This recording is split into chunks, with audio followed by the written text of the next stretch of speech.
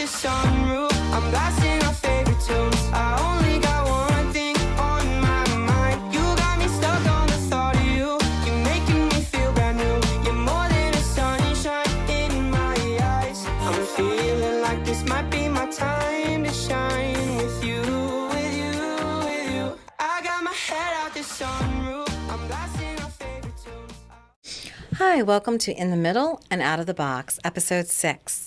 So excited to be starting episode 6. Our last episode, the historical episode, was the highest rated episode we've had so far, and we just continue our trajectory up and up and up. So thank you to everybody. Please continue to share. Please continue to tell people about us. The more you do, the more we'll be around. First of all, I just wanted to, again, in addition to that, we've had a lot of new viewers. So in addition to returning viewers, our new viewers are through the roof, which is fantastic.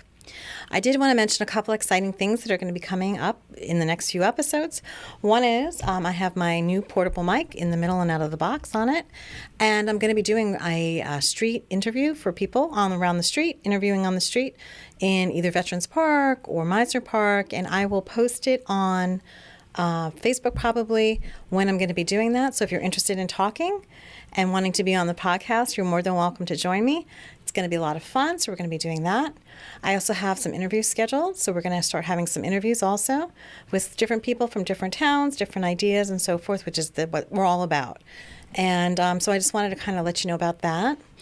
Also, again, a couple people still having issues with not knowing how to watch the program. I get it. It's on your phone. It's very convenient.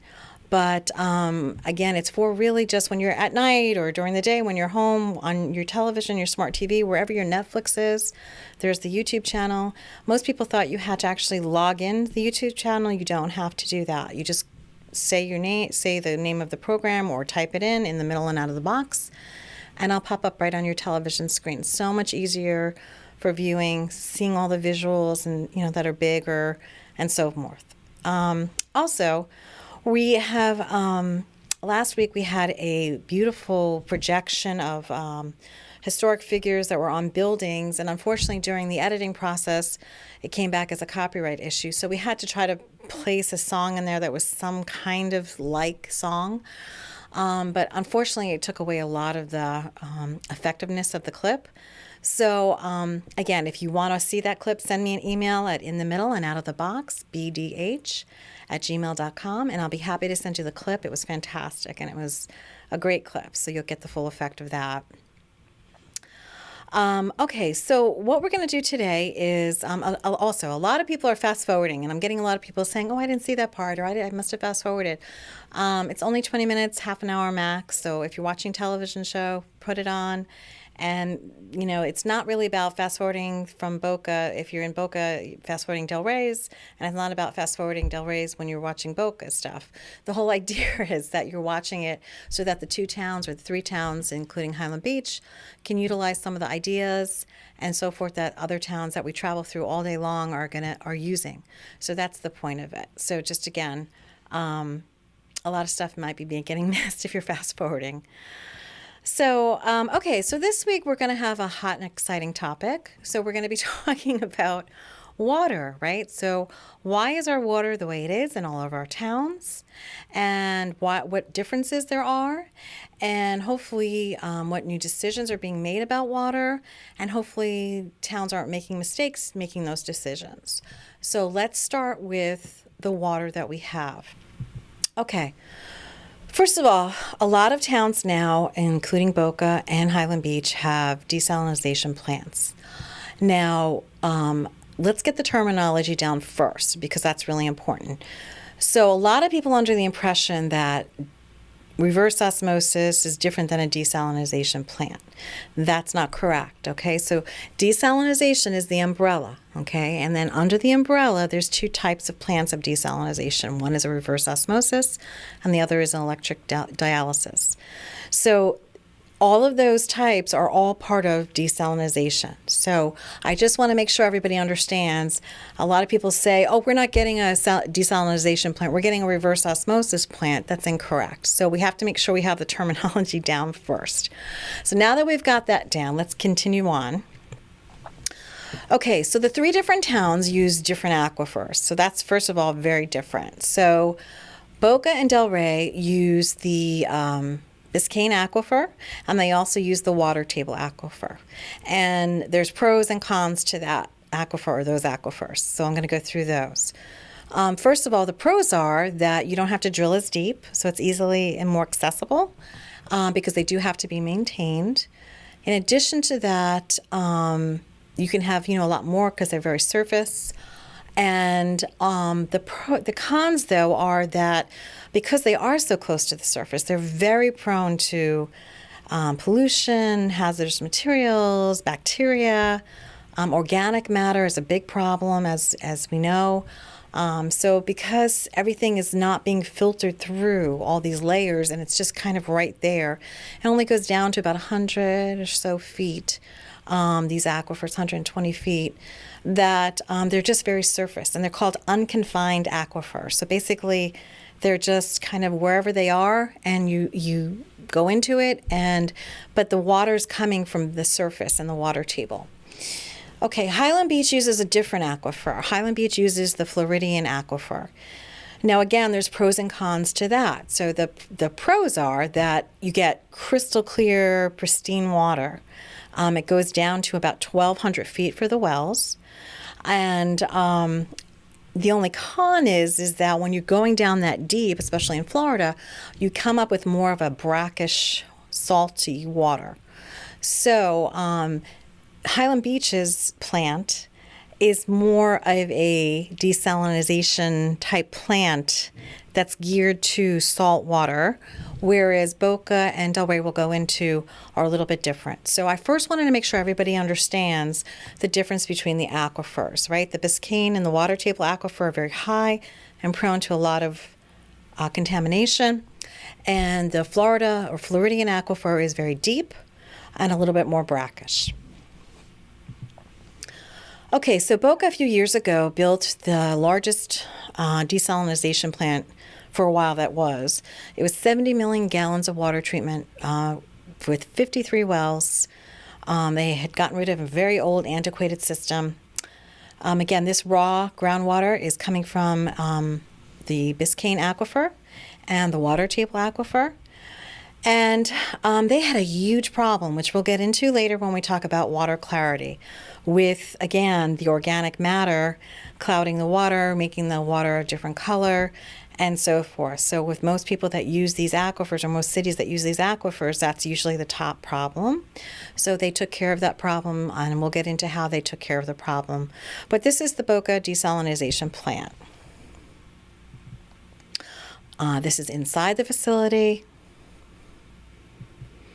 And again, Boca puts out, like all these cities do, their annual water lab reports as far as what the levels are, that they're within acceptable limits, and so forth.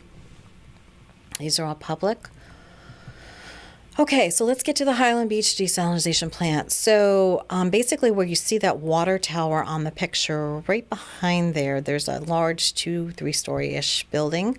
That's where they have their plant. And basically it's kind of like a miniature, if you want to call it, a Boca plant. They don't serve, obviously, as many customers as Boca. The only difference is, again, they're pulling from a very, very deep aquifer. They have several wells that they utilize. And again, they're getting a much cleaner, pristine water from deep down, but they have to take more care in taking out the salt or the brackish water. So that's very important. The maintenance of these membranes, which we'll get into a little bit, is very important. So membranes usually have a shelf life or a useful life of 5 to 7 years. I know that Highland Beaches were taken care of very well because obviously they're very expensive. And before they had to be changed, some of them were lasting up to 13 years. So again, it's all about the maintenance, how you maintain them. They're like gold. You have to maintain those membranes. And again, Highland Beach puts out its water test results annually also. Okay, so Highland Beach is actually listed in the facilities that are using brackish groundwater because, again, they're pulling from the Floridian aquifer. So they're probably the closest we have, which is great for a little town like that, for using actually like a seawater desalination plant, which is pretty interesting. So they're not far off. I mean, basically, they would just basically need to have an intake from the sea, and which is close by, being on the barrier island, and they would be able to adapt their plant pretty quickly to an actual seawater desalination plant because of the way it's built and the membranes they're using and the pressure they're applying. They're already accustomed to using brackish water. Now, Delray and Boca are not on this list because that's not really the type of water they're pulling up. They're pulling up, again, more surface water, but has a lot more contaminants in it. So again, we talked about the aquifers. So again, you'll see a listing here. Highland Beach uses the Floridian aquifer. There's an upper Floridian aquifer, and then there's I think there's a lower, there's a lower Floridian aquifer all the way down. So again, it can go down to about 1,200 feet or more. Okay, and while we're on Highland Beach, before we get to Delray, I just want to tell a quick story about the water, because a lot of times when you have something out of necessity, right, it really promotes vision. And that's really important here. So as a lesson learned, we talked about a couple episodes again about how Highland Beach doesn't have access to the water, or the ocean, because they didn't take the opportunity to purchase land and so forth and have an access point, and how it's really still biting them to this day. But this is another example of, so basically what happened was years ago, back in 1940-ish, 48-ish, I guess there was a problem. They started getting too much salt in their water that they were pulling up from the water they were utilizing. And they went to Boca, and they went to a couple other towns surrounding and said, hey, we don't have, our water is not drinkable anymore. We need to tap into you guys. Obviously, we don't mind paying, but you've got to share your water with us. And both Boca and I think Delray and a couple others said, no, I don't think so. So unfortunately, that really said to Highland Beach, you're kind of on your own. So Highland Beach said, okay, we'll handle it. So they actually incorporated the town in 1949. They got their own city center, their own town hall. They built their own water plant. Now, obviously, subsequently, it's been replaced and obviously has this desalination plant. But now we have one of the best waters around. So it's just amazing how in time of necessity, that's when, ideas and vision really come to fruition. So and we'll go over a little bit more about why the time to do something is about necessity is coming up, and we need to really kind of start acting on that. Okay, so let's move on. That was just a quick little story about Highland Beach. Okay, so let's get to Delray Beach. I know most of you are probably interested about this. So Delray Beach has a very old, antiquated water system. I think it's at 69 years old at this point. It uses the East Coast Surficial Aquifer, and again, the Biscayne Aquifer. Again, these are the water table aquifers and the Biscayne Aquifer. And there's about 30 raw water wells located throughout the city, which the water is drained and piped to the water treatment plant. Now, one of the major problems with, again, using these aquifers is the susceptibility to organic matter, which affects color and clear, viable water, and also contaminants, right, from runoff, from bacteria, from waste, whatever, because it is so high up in the level of the ground.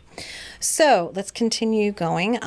So we're going to get into the clarity again later on in the program, but I just, again, wanted to make sure everybody knew, and this is their report that they put out annually showing their limits that they're within to show that they do meet and so forth their current requirements. So this is more just a problem with the way it looks. So it still seems to fit into the requirements that are needed by the state and the federal government. Okay, so when we talked about necessity before with Highland Beach and how they went and had to improvise and have some vision there, the problem is that we have a very, very limited source of water left in Florida. And we do not have a lot, especially down here in South Florida, where already have overcapacity, and we have so many people here that are drawing on this water. Over pumping, we have also saltwater intrusion, like we talked about, overdevelopment. So we need to think of something to do pretty quickly here. And so that's why a lot of these towns, like Delray, are turning over instead to a desalinization plant like Boca did, like Highland Beach did, and so forth, because we've got to start working with this brackish or salty water, and we've got to start thinking outside the box a little bit about, where we're pulling this water from. But another problem with that is that a lot of these aquifers, okay, are starting to deplete also. So it's great to say, well, we pull from the Biscayne aquifer or we pull from the Floridian aquifer. Well, that's wonderful, but that's not going to last forever because the levels have been depleted so significantly. So they're anticipating anywhere between the 20 to 30 years there's not going to be much water left in those aquifers. So that's really important because we kind of have to think about, well, what does that mean? If I build a plant now that's based on pulling from this aquifer, or if I have to go build another aquifer, or pull from another aquifer and there's nothing in that, what do we do with the plant? So you need to start thinking about, well, what are we doing with building a new water plant that's pulling from these aquifers? So think a little bit. So again, we go back to the Biscayne aquifer, which is kind of where I know Delray's thinking right now of building this new plant. And actually the Biscayne aquifer kind of goes right up to the northern edge of Delray, which is why they use it, and along with the water table aquifer. And, the problem is that it's a very high contamination, lowered water tables, primarily from overpumping, saltwater intrusion, and it's extremely vulnerable to surface contaminants. In addition to that, there's a massive saltwater plume going into this aquifer from the Turkey Point nuclear generating station, so towards the well fields in the aquifers. So again, it's not going to be there forever, and it's not probably going to be usable in the foreseeable, further future there. So, when a water plant's built that's going to last 50, 60 years, we have to think about what plant are we really building. So this is kind of what's really important, to think outside the box a little bit. And we'll get into that in a little bit, and what my out of the box ideas are for that. But let's get back to the water. So the water clarity, right? So we have low turbidity and high turbidity. So when we have a lot of contaminants, or especially organic matter, because we're very high up on the surface with those aquifers, you're going to pick up a lot of organic matter. As you see here, the difference in the color of the glass, of the water in the glass, is huge, right? So even though, let's say the water to maybe the second to the right is still within acceptable limits, it has a color, it might have an odor, but it might be within the limits. That's not really very appealing. So what Boca did is, in addition to building their 70 million gallon a day desalinization plant, is they also put in a 40 million gallon a day membrane softening process. So what this membrane softening process does is it uses nanofilter membranes, which are a newer technology that actually softens the water, takes out the harsh minerals and so forth, and really improves the turbidity or the clearness of the water. And they are no longer getting any complaints, and the water is crystal clear. And so it's not just about the desalinization plant. You also have to figure out what you're doing about your turbidity if you're using, or the clearness of the water, if you're using a high surface aquifer. So Boca Raton figured this out. The only thing going forward, though, is that a lot of these processes are using very heavy chemical-dependent processes to get this turbidity out, and they use a lot of lime and things like that. And basically, that's really kind of going away. There's new ideas, better ideas on how to increase the crispness and clearness of the water and make it much more low turbidity. So again, we're going to go into this a little bit. I hope I haven't lost you yet. It's pretty interesting, actually, if you really stop to think about it, about how even Boca's has this 40 million a gallon addition in addition to their regular plant to provide state-of-the-art membrane softening process. But again, it's kind of, the whole industry is kind of changing now a little bit with that too. So we got to think about that too if you're building a newer water plant. Okay, so the water clarity in Daly Beach. All right, so the water treatment plant uses what's known as lime softening process to treat raw water prior to distribution to customers. So what is lime softening? It's a water treatment process that uses lime water to soften by removing calcium, magnesium, and ions in this process. Hydrated lime is added to the water and its pH level is and precipitate the ions that cause hardness. Okay, so again, they're using lime, right? So lime is not even, it's usually, this lime is really looked upon at this point in time is not one of the main ways to soften water. There's other ways now to soften water. So even that process is a little bit antiquated. So hopefully with this new plant, they will come online with better ideas and more technology to have a newer way of doing that. Because of the aquifers they're using, they're going to need to have, like Boca did, some nano membrane technology and a separate additional facility for the water softening rather than just the actual desalinization plant. Okay, so we talked about new technologies. So here's some of the new technologies. They're using actually different materials for these membranes now. They're finding out instead of using these polymer materials that other materials are actually better at the membranes as far as filtering. They're using also electrically charged membranes that are taking a lot of these particles out without having to use any type of chemicals or getting the membranes full of organic matter and not really functioning as well as they should. One of the proponents of, or one of the cons, I should say, of desalination plants is people always say because it uses so much energy. Now, what these new membranes and the new technology is doing is instead of having to use so much energy to push the water through these membranes are now able to use a lot less energy to do the same effect because of the nanotechnology. So that's something to really look up if you're interested in that. So that kind of takes away some of the negative or the pros and cons, the cons of desalination is you're not using as much energy to push the water through these membranes. Now, as far as water softening, I kind of alluded to it earlier. Instead of using heavy chemicals and lime and so forth, a lot of them now are starting to use ionization and electrodialysis. So again, this is something up and coming, just starting. A couple of these plants have gone online now using this without having to use a lot of these, or they're using like a hybrid method of the water softening, which again is something to think about. So really got to be on top of this because this is something you're projecting out for many years and you want that plant to be successful at. Okay, so let's talk about Florida in general, right? So we have all this water, especially people that are, or towns that are using the Biscayne and water table aquifers.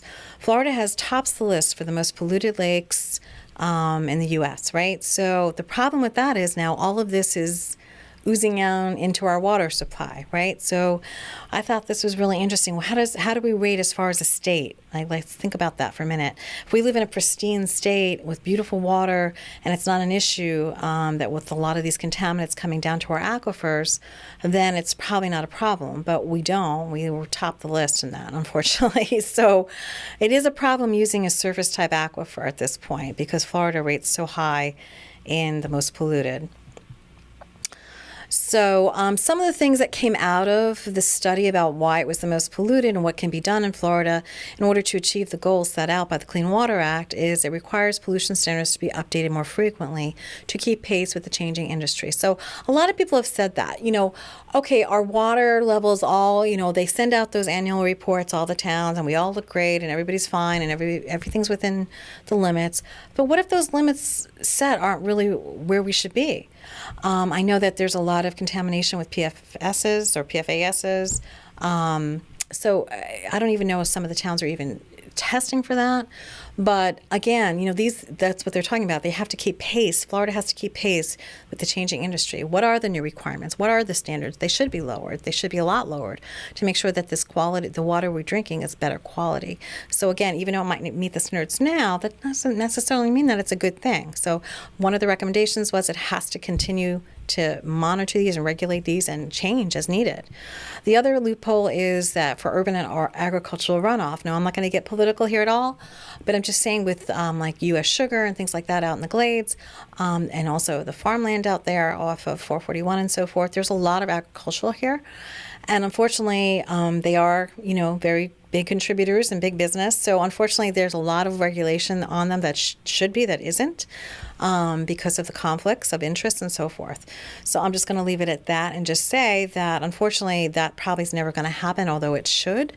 And so that we're going to move on with that. Also, we have a lot of this patchwork guidelines across the state as far as water, So although there's a standard probably in New York, in Florida, as far as the state's concerned, this one does this one does that. There's no real regulations over the state. So as far as water quality. So that's something that they recommended be a universal standard, which makes sense, right? So everybody should have a certain quality of water throughout the state. And then the last recommendation they had was make it easier to enforce cleanups, right? So when there's a problem or whatever, it just seems like there's a lot of bureaucracy and red tape to go through in order to actually be able to clean up the water or fix the water or make it more palatable. So they were saying that that's one of the things that should be done. Okay, now I don't know if anyone can really see this, but I did want to just mention this because this is kind of puts this thing in perspective here. The study by the Environmental Integrity Project for the highest total acres of lakes polluted for swimming or healthy aquatic life. So if you look at this chart, it says we have over 103,000 total rivers and streams. 47.7% of those were polluted. Lakes and reservoirs, right, acres, 1,529,000. And it says 89.3% of those are polluted or not at standard quality. And the last part was the bays, harbors, and estuaries. 3,625, 99.6% of those are polluted or substandard. So it's pretty clear why Florida is at the top of the list as far as water quality issues and problems. So again, I think we need to depend more and more on the ocean, the sea, desalination, deeper wells, because it's only going to continue to be more and more of a problem. One last thing I wanted to mention is that Riviera Beach is building, actually in the process of building a new facility. Their last facility was built in 1958. Sounds similar to Delray. It's going to be a $150 million water plant. Federal, state, and city money are expected to pay for this new plant. And I know that they hired, I think, Haskell. Haskell seems to be the go-to. They have a good reputation. No one's doubting that. But again, we have to think out of the box a little bit here because if they're continuing to build plants based on the aquifers you're using, eventually those aquifers are not going to be there or not be able to be pulled from any longer. So what's the plan then, right? We have to think about, well, what's down the line, what's down the pike there. So that's something to think about before any decisions are made going forward on new plants. Okay, so my out-of-the-box idea today is that we only have certain sources of water. We have groundwater, we have surface water, we have seawater, we have reclaimed water. Those are our only options for water, right? So we have to think, what are we going to do in Florida for water? We have a problem. I think I showed you that graph where it said that we're way below an urgent emergency levels in South Florida. It was all red, and as far as our sources of water are depleted very quickly when we talked about overdevelopment, saltwater intrusion, and so forth. So the out-of-the-box idea is a seawater supply system, right? The cost of a seawater desalination plant is a little higher than the cost of a brackish groundwater desalination plant because of the higher salt content, which requires specialized intake facilities, obviously coming from the sea, and the piping, and the concentrate disposal, which is brine. However, technology and advancements and incremental improvements in productivity and efficiency of reverse osmosis membranes, pumps, energy recovery devices, and overall system configurations have reduced the cost of that production of the seawater desalination plant. So my thought is, why are we going to do a desalination plant that pulls from an aquifer that we know is not going to be around for the next 50 years? Is contaminated, has organic matter, whatever the issue is. It might be great for right now, it might be great for 20 years from now, but probably not much after that, right? So why would we go to the expense of doing that? So there's so many countries that use seawater desalination plants. Why not use an international company that's familiar with those types of plants? Be a leader, be proactive, right? So I'm sure the companies here that are used to doing the desalination plants that they have, they're coming from the aquifers and so forth. Again, I'm not putting them down. They will probably say, oh no, these are best for you. This is what we have now and so forth. But again, this is get some second, third opinions here because from different international sources that this is their everyday practice of using a seawater desalination plant. So doing some research with that, I actually saw that Florida actually had 2 sites that they were thinking of doing a seawater treatment facility, Fort Lauderdale and Fort Myers. I don't think this ever occurred, but they said that those would be very good areas to do their pilot programs in.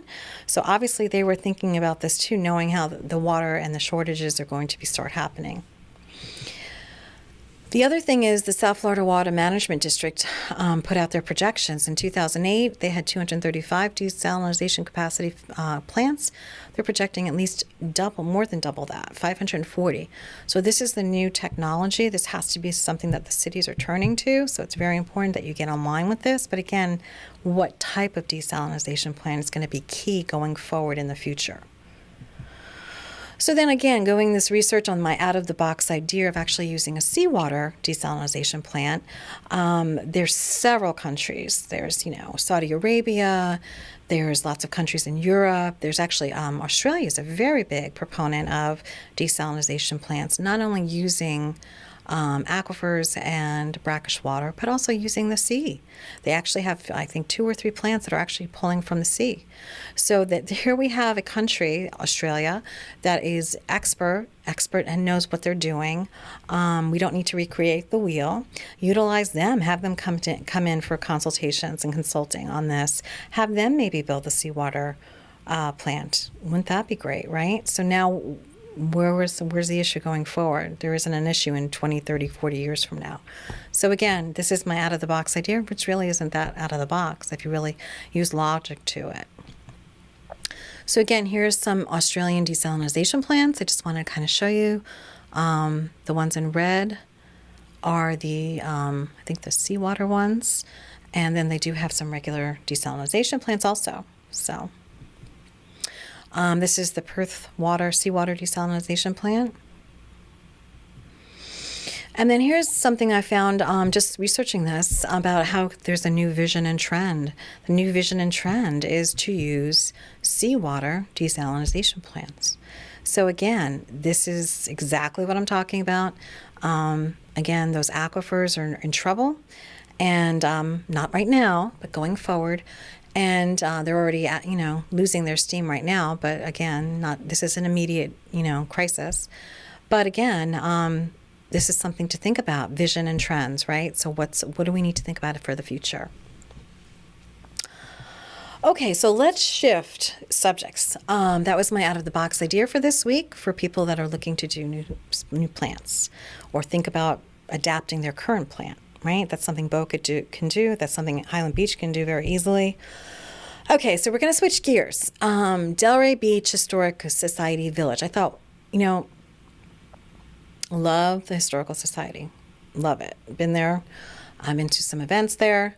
They're doing a fantastic job. How can we improve upon that, right, for the city? So it's funny, a listing popped up just the other day on my feed, and I looked at it, and I said to myself, well, there's 2 houses on this property. It's 125 Northeast First Avenue, which is not far at all from the Historical Society. It's basically across that 2nd Street there, and or 1st Street, actually. And there's 2 houses on this property that were built, I think, in the early 20s or 30s. I'm sorry, I don't remember offhand. And what a great idea to have these little cottages, preserved, right? So I'm thinking, well, right away, the first problem is going to be money, right? What do we do? How do we get these preserved? So 2 thoughts there. One is, what about taking these homes, these little cottages, because they're very small, and I think both of them together are 1,600 square feet total. and taking them and either moving them over to some of the property that's at the Historical Society already, or maintaining them there. And that way you start forming like a historical village, right? Where you'll have different homes in the immediate area that you can walk to as part of a walking tour for this Historical Society. Then I thought, well, the money, right? So how do we get the money? So the idea of moving those little cottages maybe to the properties over by the Historical Society, the city can then sell the land after they purchase it, and either they can build affordable housing, or they can sell the land to somebody that wants to purchase it, a developer or whatever, and that way you have a win-win. You have the preservation of these historic cottages. You have this Historical Society have additional homes or cottages to show, and you've made the money to pay for everything with the sale of the land. So I thought, there is a way to do this. You just have to think about it. And then I thought about this whole idea of, Historical Society village kind of area where we start actually gathering homes around the Historical Society as they come up for sale. As you remember from last week's episode with the historical districts and the differences with Boca and Highland Beach and Delray, is how important it is that hopefully that you got from that to maintain these properties, because once they're gone, you can't get them back, and to maintain them in their original form, right? That's real important too. So again, we have these little cottages. They have these beautiful, pine floors, wide beams, just, cute little cottages that would fit right in with the Historical Society. And so that's my idea of the Historical Society property that I saw coming up. So today we have a lot of science and technology. So I really hope you guys just plaster yourself in front of the TV and watch this stuff, because it's so exciting. There's a lot of it. I couldn't really decide. I just kept putting more and more on this week. So I'm going to start with something called the Earthrise. And this was actually taken from a Japan, I think, satellite or spaceship. And it's just amazing how this was such a clear, concise picture. And I just thought, what a great way to start the science and technology portion of our show here. So watch the video, and then I'll see you in a little bit. Thanks. This is the Earthrise, as captured by a Japanese spacecraft back in 2007. It's called Earthrise because the Earth is rising above the horizon just as the sun rises beyond Earth's each morning. Everybody you've ever known, everybody you've ever loved, everybody who's ever existed in the history of time is in this video. The sun is behind the spacecraft, illuminating both the moon's surface and the Earth. Okay, hope you enjoyed that. Next this is really kind of interesting. They, in Germany, are starting to build roads. They're under construction right now with EV charging right in the road. So as you're driving on the road, you're charging your vehicle. What a great idea, right? What a fantastic idea.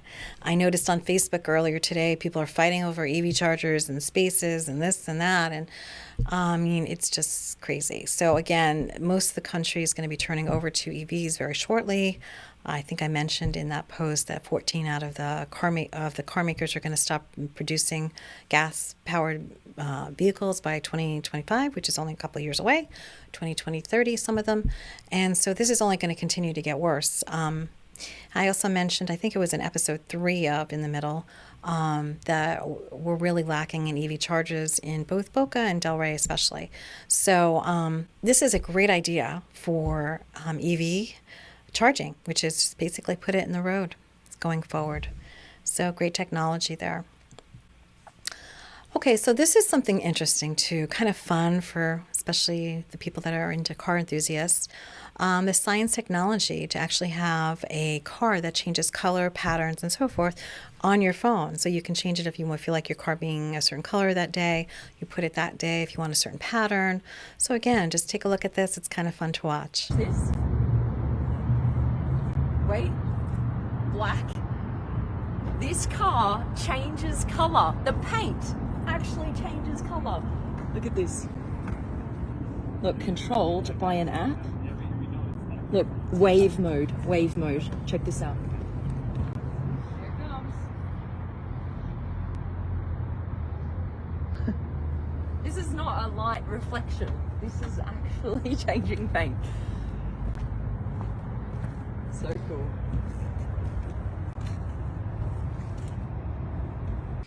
Okay, now we're going to move into the ocean, right? One of my favorite subjects, as you know. So this is really interesting. I know this has kind of been tried before in a couple places, but when I saw this ocean venue and dining experience, it was actually for the benefit of, I think, an ocean foundation or something. I thought, what a great idea that it's, beautiful. What a great opportunity. I think it was down in either Fort Lauderdale or Miami. Again, now we have Brightline. No big deal. Hop on. You're there in 10 minutes, 15 minutes. And it's just what a wonderful experience to have for a dining experience that's also helping the ocean.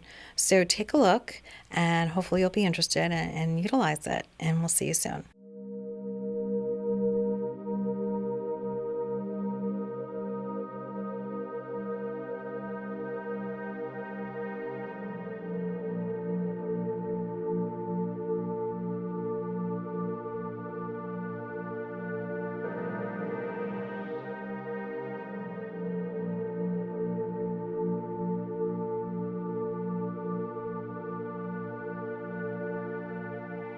Okay, we've also had recently a lot of sea life visiting, whales, sharks.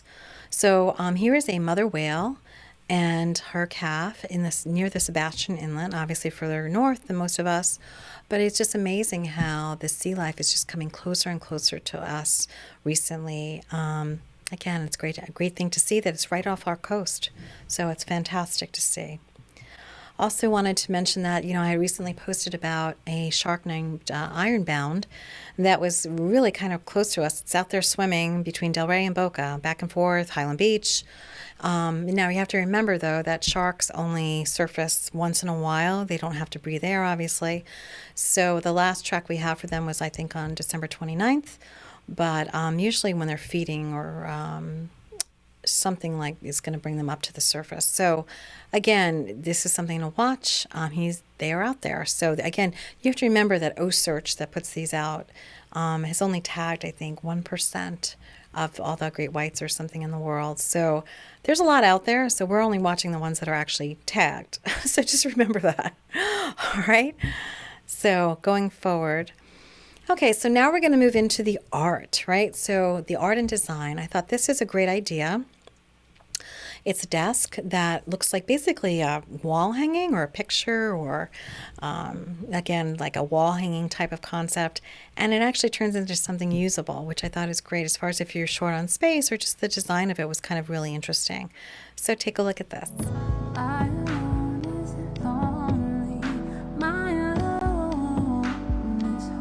Okay, I had posted, this is a 3D billboard again, and I had posted one, I don't know if you remember, it was an episode where it was a spaceman or a space person, and they were sticking their arm out, reaching out for you out of a billboard.